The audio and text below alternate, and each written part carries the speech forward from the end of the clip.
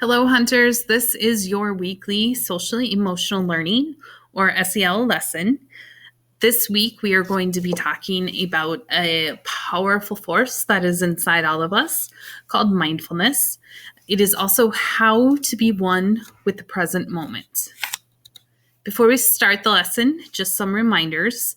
The what, again, these SEL lessons will happen weekly or with each new module that's released.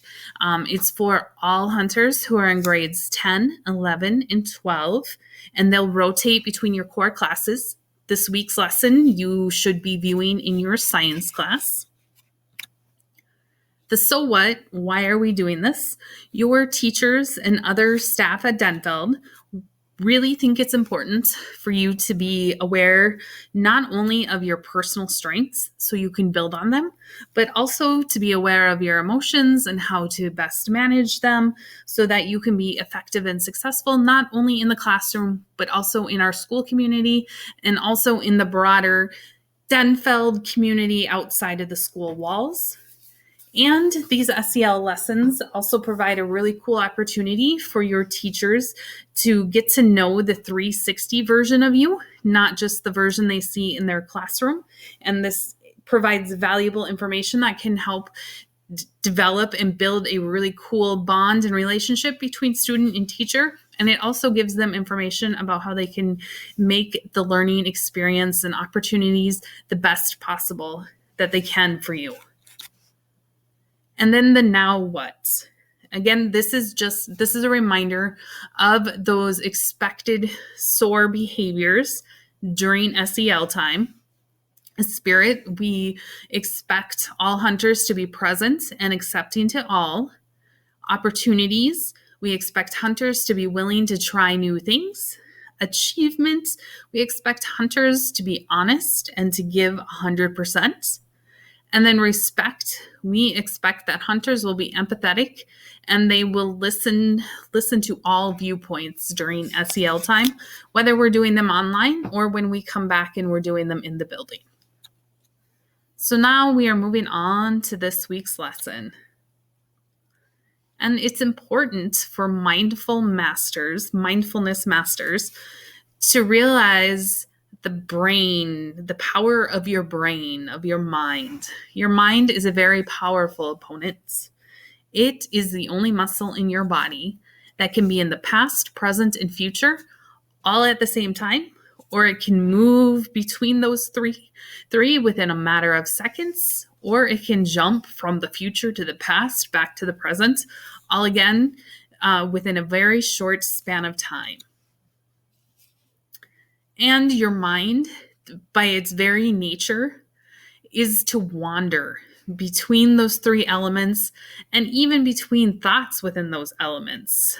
If you've ever had a worry spiral, you know that if you're worrying about something that might happen, it's very easy for your mind to jump not only from what you're worried about, what could happen, but then what could happen after that. And after that, the same is true if you're reliving something in the past, maybe an embarrassing moment.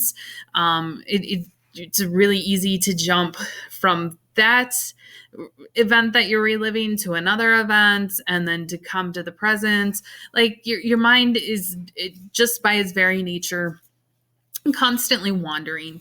In every moment, we're having multiple thoughts, emotions, and physical sensations that are coming into our mind, and that scatters our focus and makes it really hard to slow your mind down in order to get into wise mind, and which you need. You'll recall, wise mind helps you to make effective decisions.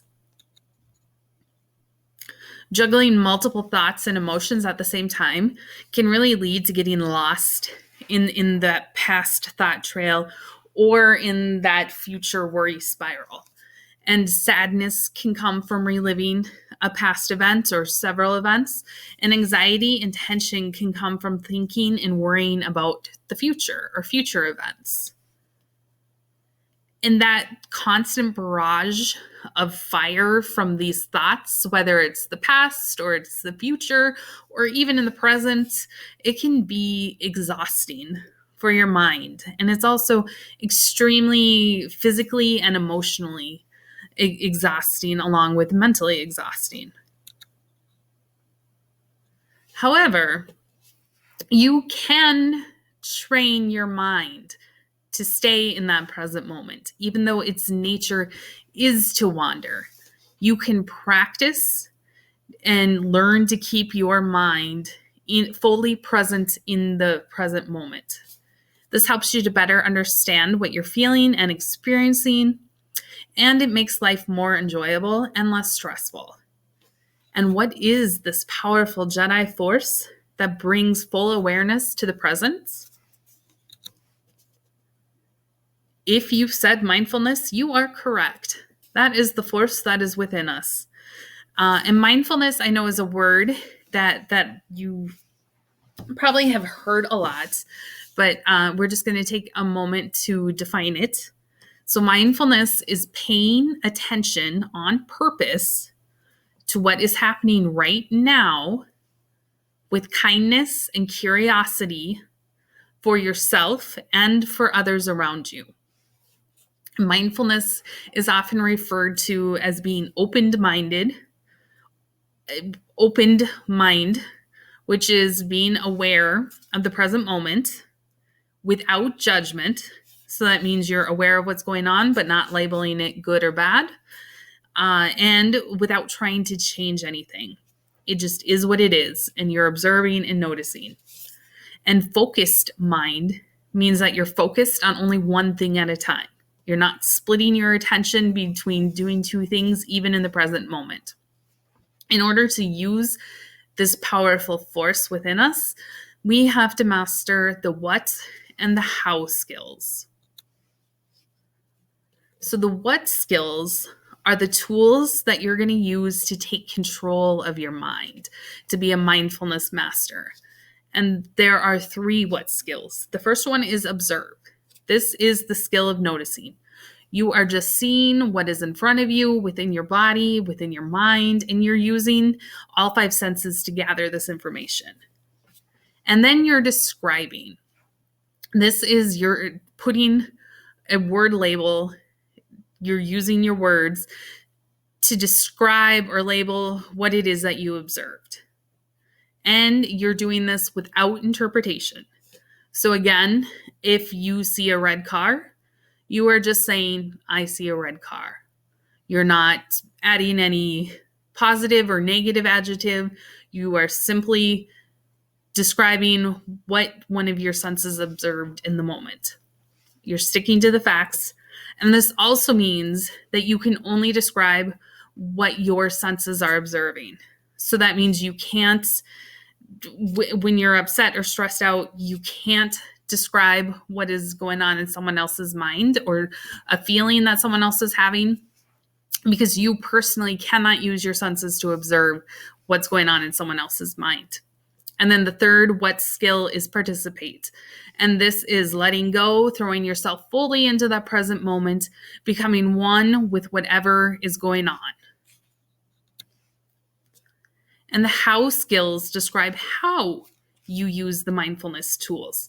So the how skills are how you are using the what skills, essentially. So when you are noticing and describing and participating, you are doing so non-judgmentally. So again, you're not evaluating as good or bad. You are sticking to observable facts, and you are only describing and noticing what you can observe with your own 5 senses. One mindfully, again, means that you are focusing on doing in the moment. You're not doing 2 things at once. You're really putting all of your attention and focus and noticing on one task that you're doing. And you're doing what works. You're being effective. You are focused on what will be effective in that moment to achieve your goals. You're not letting your emotions or judgments control your decision making. You're being fully in wise mind, and you're letting go of needing to be right, and really focusing on that instead of being right, you are going to be effective in that moment. And mindfulness, that magical force that's within all of us, it can be used across all daily activities. You may have heard of exercises that involve eating mindfully or walking mindfully. You can even study mindfully. And using this force and becoming a mindfulness master has many benefits. It'll increase your energy level. It'll improve your sleep. It improves your concentration. It improves your relationships with other people because you're mindful in the moment and paying attention to what's going on, and they feel like you are interacting with them better. It also helps these relationships because it improves your ability to manage conflict and stress more effectively, and it improves your overall immunity and health. So now, to complete this SEL lesson, there are a couple of must-dos for you. The first is a mindfulness training room, and I will show you what that looks like.